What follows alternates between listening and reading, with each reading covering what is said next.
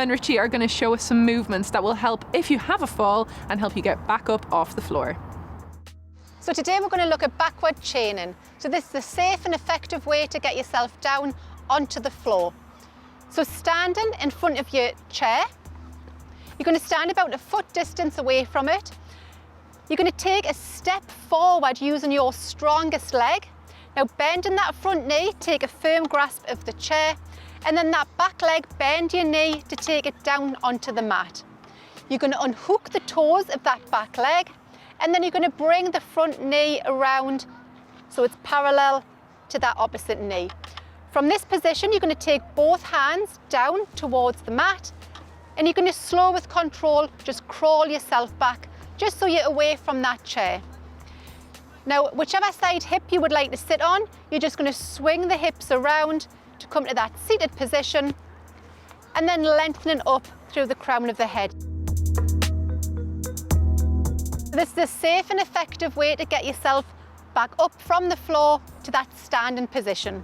So from this position on the floor, you're going to place your hand alongside that other hand, and you're going to swing your hips through until you come back into this 4-point kneeling position.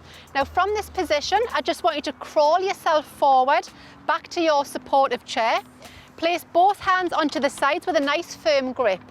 Now from this position, you're going to take your strongest leg and you're going to bring your strongest leg through until the bottom of your foot is onto that floor.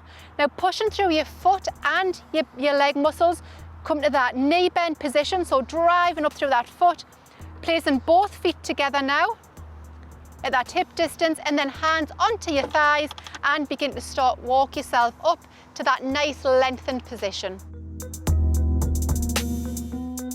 So we're now going to look at backward chaining as one whole movement, so getting yourself down onto the floor and then getting yourself back up from the floor. So coming to your support, your chair, standing about a foot distance away from the chair, taking your strongest leg, you're going to take a step forward, bending that front knee, holding with a firm grasp the sides of that chair. That back leg now, you're going to bend and take your knee down onto the mat, unhook your toes. The front leg, you're going to swing it back through so your knees are now parallel, again unhooking them toes. From this position, taking both hands down towards the floor and just gently crawling yourself back just so you're away from your chair. You're going to swing your hips around to sit onto that strongest hip. Again, just come to that nice seated lengthened position using that hand for your support. Now to get yourself back up to that standing position, you're going to bring both hands in line with each other, swing the hips around to that position, so this is in your 4-point kneeling, and then slowly crawling towards your support.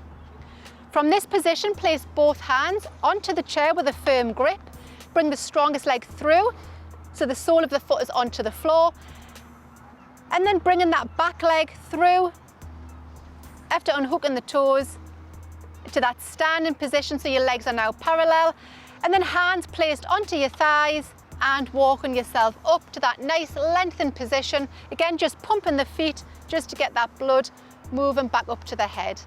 And if you enjoyed those exercises and you'd like to check out more, why not visit the Gateshead Older People's Assembly website, or you can give them a ring.